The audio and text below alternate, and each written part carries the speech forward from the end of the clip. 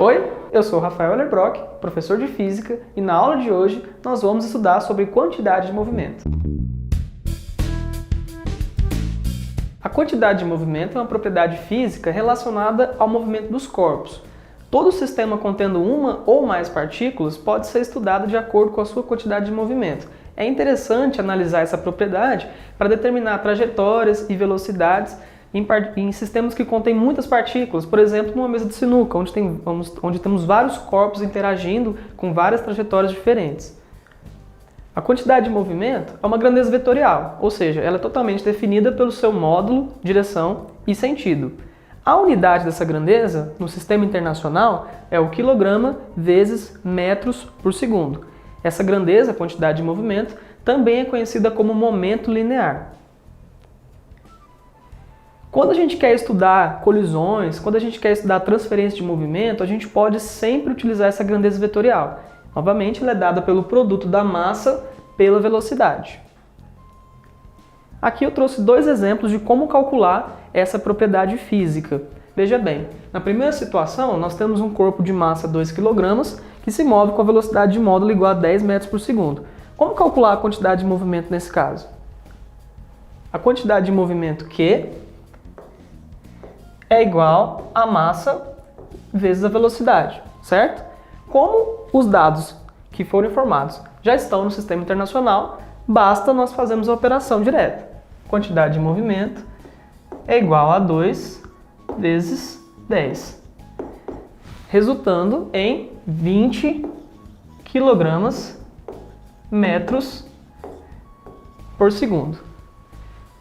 O segundo exemplo, no entanto, traz a massa da partícula como 2 gramas e a velocidade dela em quilômetros por hora. Esses dois valores não estão no Sistema Internacional de Unidades, são unidades derivadas. Portanto, nós precisamos fazer a conversão delas. 2 gramas em quilogramas, para nós fazermos essa conversão, é necessário dividir o valor de 2 gramas por um fator 1000, portanto, resultando em 0,02 kg. A velocidade de 72 km por hora é dividido pelo fator 3,6, com isso nós temos o resultado em 20 metros por segundo. Agora sim, com esses dois valores convertidos, nós podemos fazer a operação do cálculo da quantidade de movimento.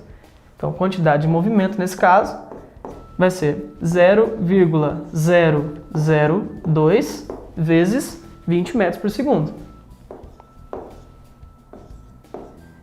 resultando em 0,04 quilogramas metros por segundo.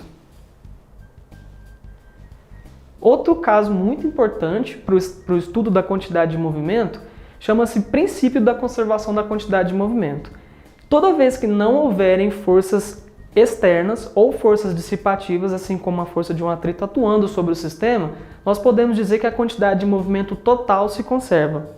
A soma das quantidades de movimento das partículas inicialmente tem que ser igual à soma das quantidades de movimento da partícula final, antes e depois de uma colisão, por exemplo, porque não há atuação de nenhuma força externa ao sistema.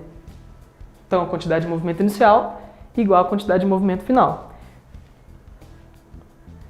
Trouxe aqui um exemplo para a gente analisar esse caso.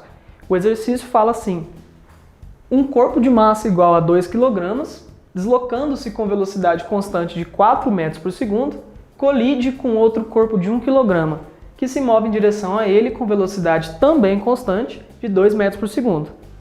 Após a colisão, os corpos passam a se mover juntos. Calcule a velocidade do conjunto imediatamente após a colisão. Para a gente fazer esse exercício, vamos primeiro anotar os dados que são relevantes para a resolução dele, certo? Então vamos lá. A massa do primeiro dos corpos é 2 kg. A velocidade dele é constante e equivale a 4 metros por segundo. O outro corpo de massa, 1 kg, se move em direção a ele. Isso é importante, porque um dos corpos está indo para um sentido e o outro está indo no outro sentido. Na hora de fazer o cálculo, nós temos que incorporar o sinal de menos, com velocidade também constante de 2 metros por segundo. Essa seria a velocidade do outro corpo. Após a colisão, os corpos passam a se mover juntos. Isso indica para nós que essa colisão dos dois corpos é uma colisão inelástica. Após a colisão, eles passam a se mover juntos. também muito importante. Portanto, a velocidade final dos dois após a colisão é igual.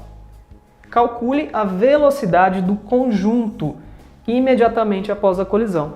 Essa é a incógnita do exercício. Então aqui tem um exemplo ilustrado da situação. Um corpo de 2 kg com velocidade de 4 metros por segundo. Outro corpo de 1 kg se movendo no sentido contrário a 2 metros por segundo em relação a ele. Nós temos que considerar que a quantidade de movimento inicial é igual à quantidade de movimento final, pois não existem forças externas a esse sistema, não existe atrito. Então nós podemos evocar o princípio da conservação da quantidade de movimento. Nesse caso, nós dizemos que massa vezes velocidade do primeiro corpo, 2 vezes 4, mais a massa vezes a velocidade do outro corpo é igual à quantidade de movimento final. A massa dos dois corpos somada vezes a velocidade final do conjunto de partículas. Vamos lá para a multiplicação. 2 vezes 4, 8. Mais 1 vezes menos 2, menos 2. Igual a 3 vezes a velocidade final. Resolvendo esse lado aqui da equação, 8 menos 2 é 6. 6 igual a 3 vezes a velocidade final.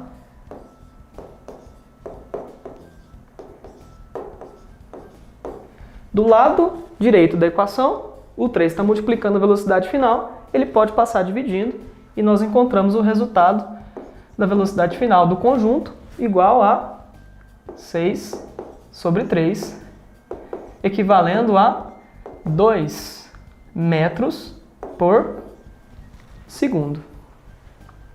Essa foi a nossa aula de hoje. Curta, compartilha e se inscreva no canal. Em caso de dúvida, acesse os links na descrição do vídeo. É isso aí, até mais!